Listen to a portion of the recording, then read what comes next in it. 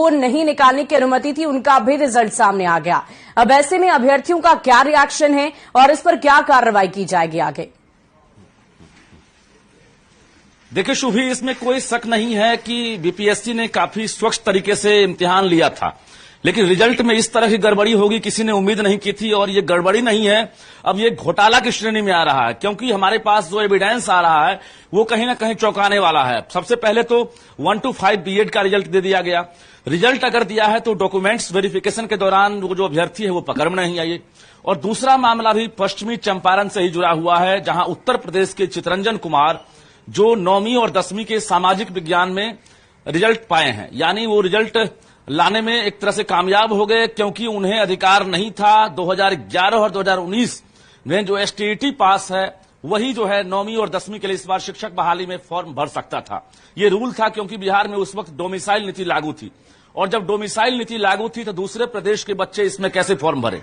अब रही बात फॉर्म भरने के बाद, न तो उसका फॉर्म रिजेक्ट किया गया चितरंजन कुमार का, और उसके साथ साथ जब बीपीएससी ने वेरिफिकेशन किया उस वक्त भी ये चितरंजन कुमार पकड़ में नहीं आया कि सामाजिक विज्ञान का जो अभ्यर्थी है एसटीईटी का सर्टिफिकेट दिखा रहा है ये फर्जी है या सही है। अब इसके बाद रिजल्ट जारी हो गया। रिजल्ट के बाद पश्चिमी चंपारण में इसने डीवी भी करा लिया, डॉक्यूमेंट्स वेरिफिकेशन भी हो गया, और यहां पर भी सफलता हासिल कर ली इसने। और इसके बाद इसे बतौर ट्रेनिंग के लिए लेटर भी दे दिया गया।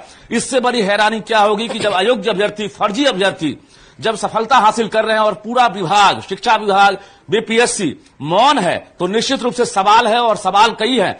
गणित में अगर बात करेंगे, एक साथ सीरियल नंबर से जो है 40 से 45 अभ्यर्थी सफलता हासिल किए हैं, वो भी हम खुलासा करेंगे। इसके साथ साथ सामाजिक विज्ञान में हमने गड़बड़ी का खुलासा किया है।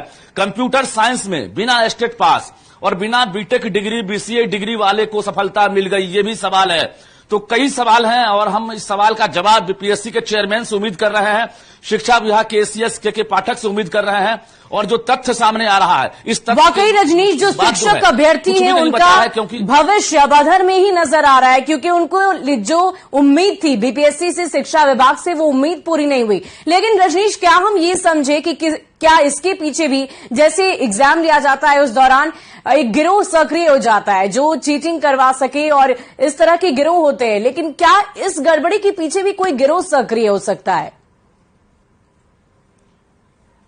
बिल्कुल गिरोह सक्रिय होगा, आपने सही कहा। और हम बता दें आपको कि शिक्षा विभाग ने ये इशारा दिया था कि डॉक्यूमेंट्स वेरिफिकेशन के दौरान आयोग ने भी कहा था कि वैसे अभ्यर्थी पकड़ में आएंगे, लेकिन अब तक कहीं से भी कोई गिरफ्तारी की खबर नहीं आई है, ना ही डॉक्यूमेंट्स वेरिफिकेशन के दौरान रिजेक्शन की खबर आ रही है।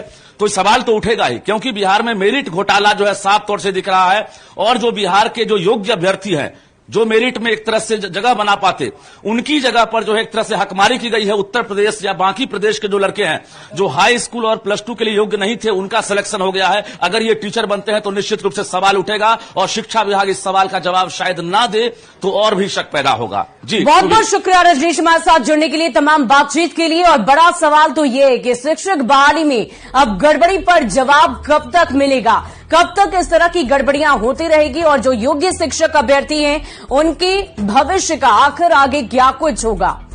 तो सवाल कई हैं, और देखना होगा कि बीपीएससी और शिक्षा विभाग की तरफ से कब तक इस सवाल का जवाब मिलता है। और देखिए,